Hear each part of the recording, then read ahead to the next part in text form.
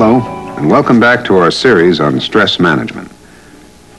Have you ever been in your office when people were laughing at something that normally would amuse you too, only this time, instead of laughing, you're thinking, what's so funny? I don't see anything to laugh at. You know, losing your sense of humor can be one of the signs of too much stress. There are other warning signals. Some you're aware of, and some you're probably not. In this program, we'll be seeing more scenes from the real estate development company Clark Heidecker Associates, and we'll talk about the signs and signals and consequences of prolonged stress. Then you'll be ready to identify some of your habitual patterns of coping and consider whether or not they're truly effective.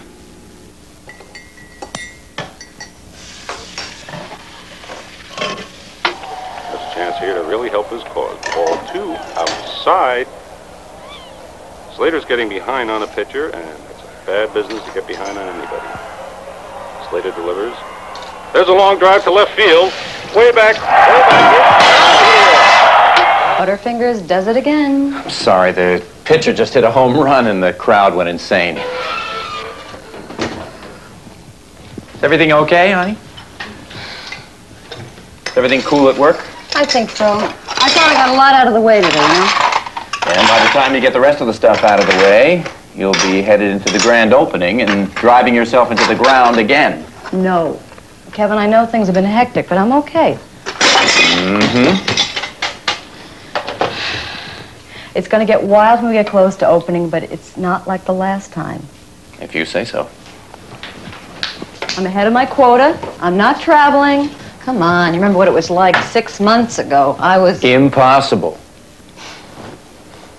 I'm really starting to feel like myself again. Enough to find a new babysitter so that we can go out Saturday night? Okay. I have a couple of names.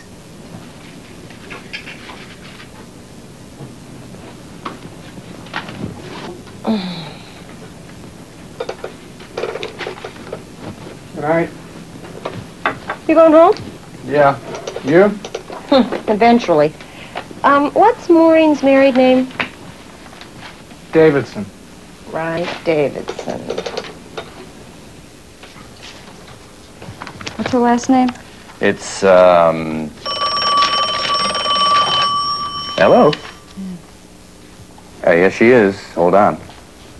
Guess who?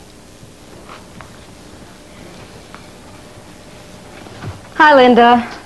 No, nothing much. We were just finishing up dinner. I'm sorry, Maureen. This won't take long, but I have some exciting news. Oh? Paul and I have been trying to figure out how to resolve this Dennis situation, and I think I finally have it solved. Maureen, I want to give you Dennis's national accounts. I don't understand. I've lined up some really good junior people in L.A. and all you have to do is keep tabs on them and go out there and troubleshoot now and then. You're telling me you want me to drop what I've been doing and manage a West Coast staff? I don't see how I can do it. It's about time you took on something more challenging. I find what I've been doing very challenging. You know, what you really should do is go out and base yourself on the West Coast so you could run it all yourself, but... I know you won't do that, unfortunately. So I think this is a very good compromise. With the bonuses and the overrides alone, it'll mean an increase of at least 20%. But the money isn't everything. I'd like to think about it. Maureen, you said that the last time, and Look how well you did. Thanks, Linda. It's a wonderful opportunity. Yes, it is. And if I were you, Maureen, I'd plunge right in.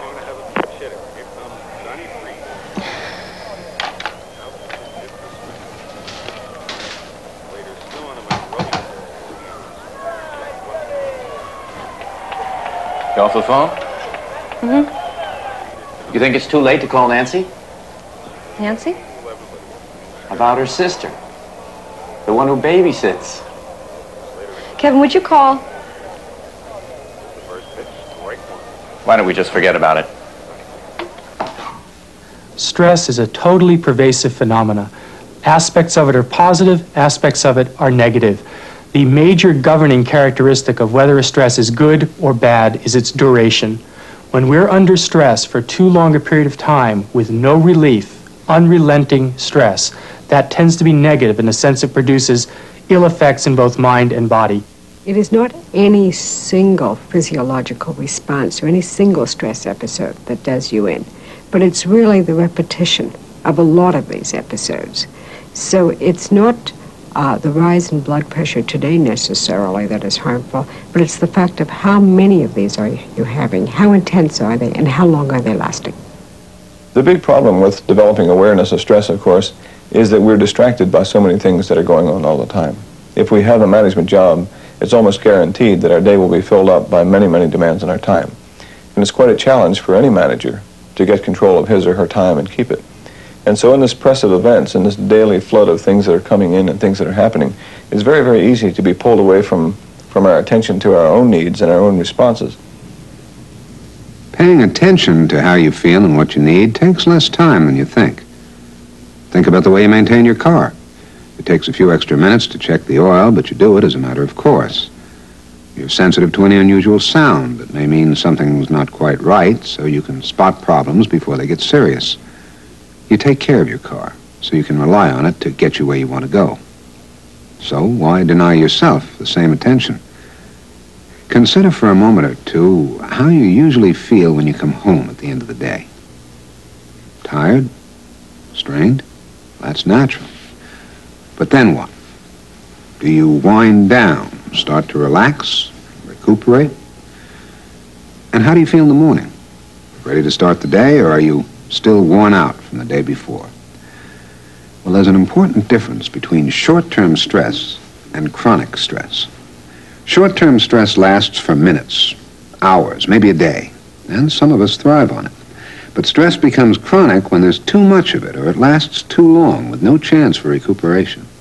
And that's when we start to see consequences in our health, our sense of well-being, and our behavior.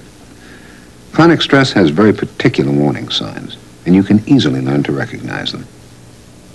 There are many ways that we can become aware of the fact that we are suffering the early stages of excessive stress. On a psychological level, we might notice ourselves becoming more irritable, easily distracted, being relatively impatient. Get it. Hi, Maureen. Good morning, Peggy. Oops. Good morning, Herb. On a physiological level, we would know that we would have slight tension in the neck, a tightness in the stomach, a soreness in the low back. That would be on a purely physical level. On a behavioral level, we may find ourselves having difficulty sleeping. We might find ourselves getting to the office earlier in the morning, staying later at night, and feeling like we're not accomplishing anything.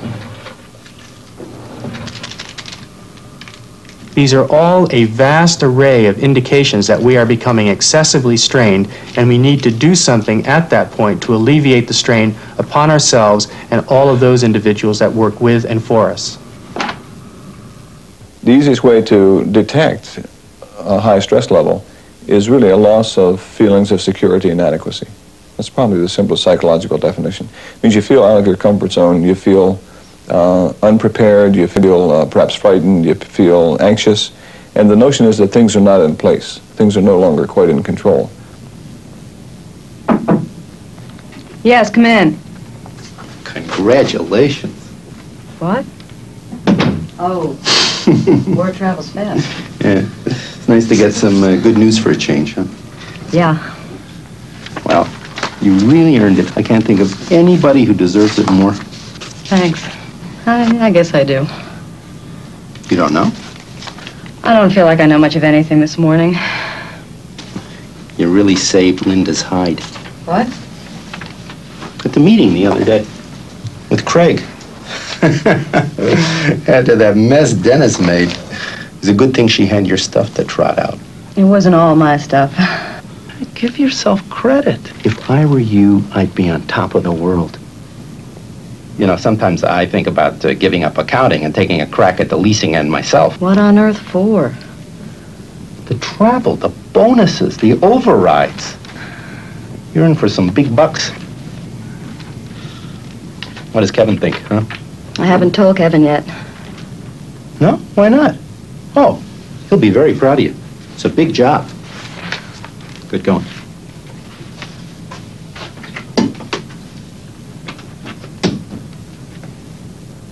For the most part, the early stages of a stress reaction go unrecognized simply because we are not very well educated to know about the biological cues that our body and mind is constantly giving us about the status of our internal health and external circumstances. The one thing that is a certainty is that as people learn an effective stress management approach, they can become increasingly aware of these early warning signs and therefore do something earlier to prevent the unfortunate consequences. There are other early warning signs of excessive stress: tension headaches, skin rashes, frequent colds, general lack of energy. These are just some of the physical symptoms. You might notice that you become forgetful or that you have difficulty concentrating. Relationships can become strained, and people may begin to overuse alcohol or drugs, all kinds of drugs, even aspirin. All of these are signs. Do you recognize any of your own early warning signs? The experience of stress is the same for all people and different for each person. It's the same that we all manifest stress by emotional changes, by bodily changes. It's different in the sense that the emotions, the bodily changes may vary from one person to another. You can check this out for yourself a little bit in the sense that most people will tell you that when they get upset, they have a particular part of their body that's vulnerable to upset. Some people get tense shoulder muscles, other people get digestive disturbances, some people can't stop eating, some people can't start eating, some people will show heart rate going up, other people will show blood pressure going up. What's new with the strike? No strike yet. No contract either. I bet they'll walk today. Listen, if those guys walk, I look great in a heartbeat. Look at this. Peggy, how about it, huh?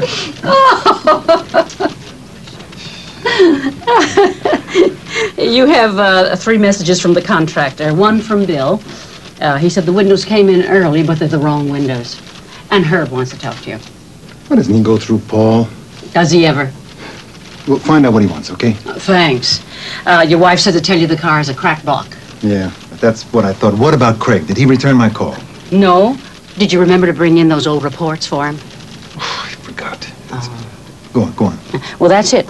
Oh, wait. Something about having your prescription changed. I told them to put you down for 11. Cancel it, okay? Nelson, it only takes a minute to check your blood pressure.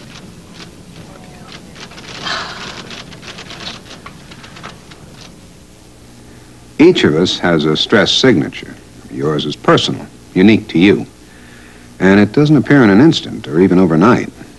It emerges only after stress accumulates. And it does, you know. Almost the way a few extra calories on a regular basis gradually add up to pounds.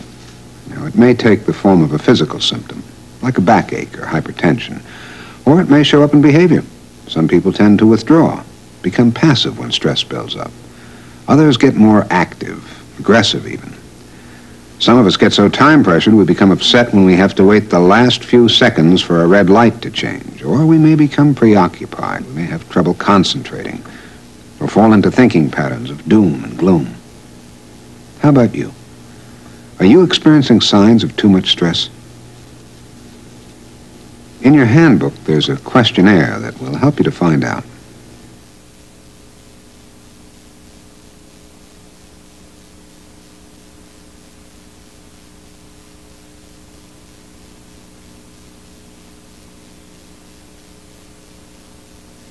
Sometimes it's easy to confuse reacting to stress with actually managing it.